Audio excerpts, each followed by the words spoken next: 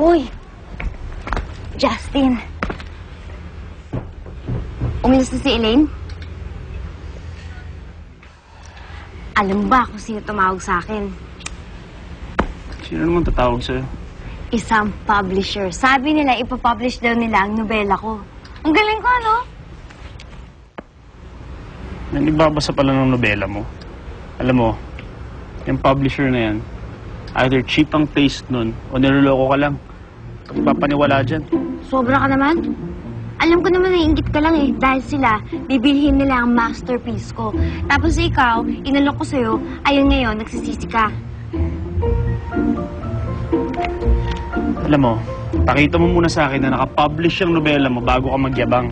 Huwag ka mag-alala. Dahil hindi naman ikaw yung husga eh. Yung mga readers ko. At saka alam ko magugustuhan nila yun. Magiging bestseller yun. At kikita ko na madaming pera at mababayaran ko na lahat ng mga utang ko sa'yo at makuha ko itong bahay na to. At saka, sa ganon, maido-divorce na kita. Jessie, okay lang yan. Libre naman ang mangarap eh. Ano mo ikaw? Tinutopa ka na naman eh. Bahala ka, alis na ako. Iniintay na ako ng mga fans ko. Ikaw, laos.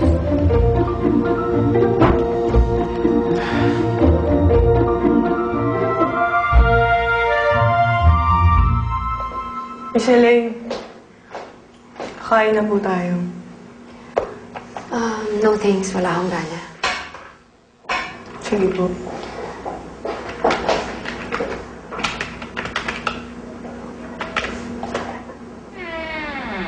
Sabi ko na nga ba, hindi mo ako matitiis eh. Sorry. Akala ko talaga... I'm so sorry. It's okay. May problema ba? Nag-aaway na naman ba kayo? Hi, I'm Peter Rodriguez. Please sit down.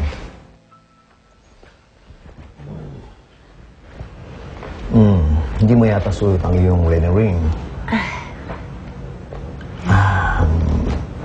May nagbalita kasi sa akin na nakasako na daw kay Justin Lasatin. So, congratulations. And for your information, nagpapublish din kami ng magazine. Teka muna. Alam mo nung una, hindi kita namumukhaan.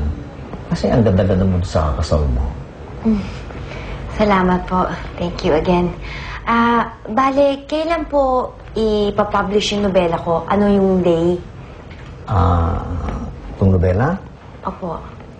Well... Yung exact date. Well, teka muna, Iha, ha? Alam mo, marami pang problema dito. Gusto ko sanang kunin ng model si Justin para sa new line ko. Pero, busy daw siya. Kaya akala ko na change siya sa mind niya, kaya pumunta siya dito, pero ikaw pala. Are you okay? Yeah, I'm okay. Nakakuha naman ako ng ibang models eh. Well, I know for a fact na hindi ka sanay na nare-reject ni Justin. So, are you sure you're okay? Yeah, I'm fine. Dahil nandito ka. So, what brings you here? Well, there's this new restaurant I want to try. Care to join me for lunch? Okay. Akala ko ba na pinapunta niyo ako dito dahil ipapublish niya yung nobela ko? Pero, mas gusto ko na mabigyan ka ng isang writing assignment. Gusto ko na magsulat ka para sa magazine namin. Ay, parang miniseries po? Magazine column. Alam mo, meron na nga akong naisip na title sa project na ito. The Secret Life of a Star.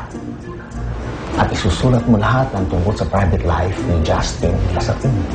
At sigurado, papatok yun. Ha?